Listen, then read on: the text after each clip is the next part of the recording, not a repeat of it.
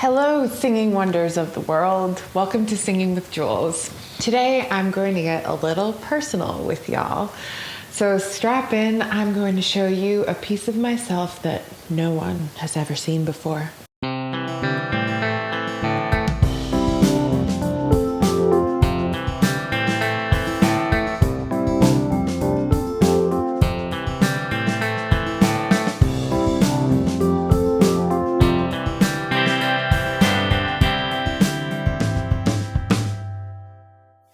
So as I may have mentioned, I've been teaching voice as well as performing as a professional singer for the last decade and a half. During that time, I've had a rather transient life.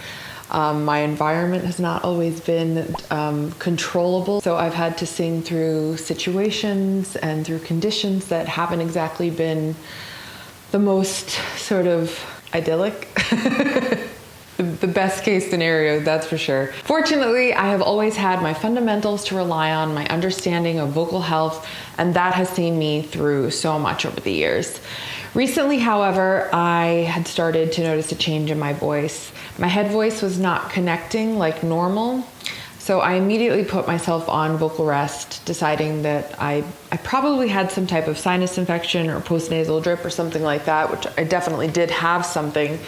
But once the symptoms sort of alleviated, I still had this sort of disconnection from my voice in a way that was unfamiliar and uncomfortable for me. So I immediately put myself on vocal rest when it didn't get any better, and I sought medical attention. I went to an ENT where I was scoped to ensure there was no damage to my cords. If anybody's ever been scoped before, it's where they go in through your nose and they go down your throat and they look at your cords that way. After seeing the ENT, I was happy to hear that I didn't have any nodules or any obvious damage that could be causing this, but that still didn't give me answers for why this was occurring. So that was then when I decided, and my ENT also referred me to a voice pathologist. So just this week, I visited a singing and speech pathologist at MUSC in Charleston, South Carolina.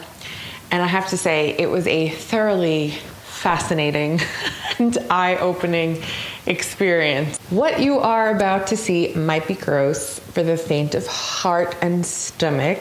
So fair warning, this is about to get kind of graphic. We're about to delve into the depths of my soul, and apparently my soul is very pink. What you're looking at right now are my vocal cords, and lots of pink gooey stuff inside me and my throat as well. How cool. They are covered in slimy mucus, and apparently that is better than them being dry.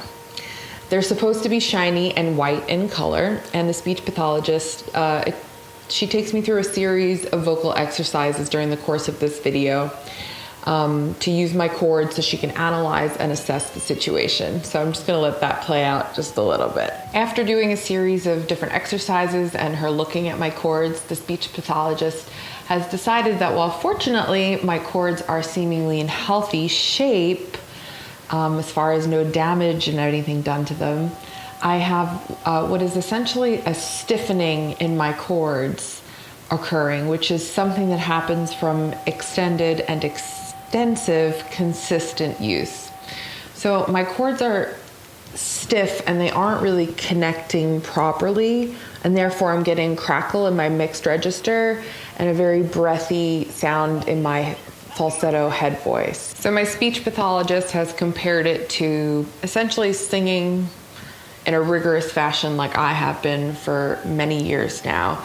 Is sort of like when you're an athlete and you're consistently using a muscle. It's very common for, despite doing all the right things, warming up my voice, singing properly, all of the quote unquote correct things to do, despite being mindful of all of these things, injuries do happen and our bodies need the time to heal when they do.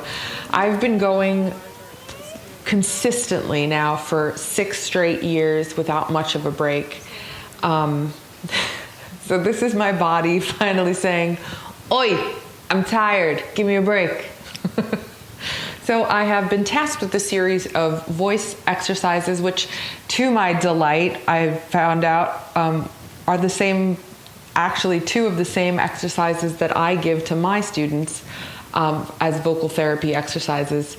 So I'm going to be doing them myself, even though I do them as well anyway. I'm going to be doing them more often and singing a lot less. So there's not going to be a lot of big sings for the time being. I'm going to be sharing my vocal journey and my vocal therapy journey with you over the coming months, as I really do find it absolutely fascinating and interesting, and it's been so educational for me actually seeing the voice and the chords in action. So cool. It all lines up quite nicely too, because I'm starting my master's degree in vocal pedagogy in 2 weeks' time. So this has all been a very transitional as well as educational time for me.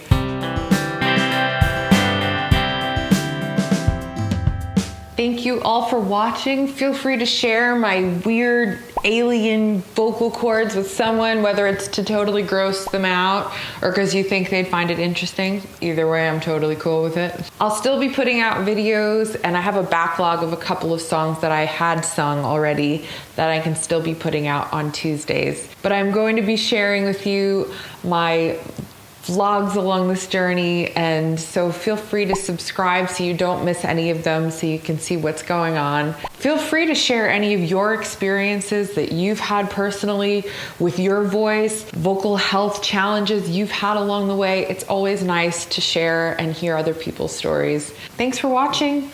I'll see you guys real soon. Bye.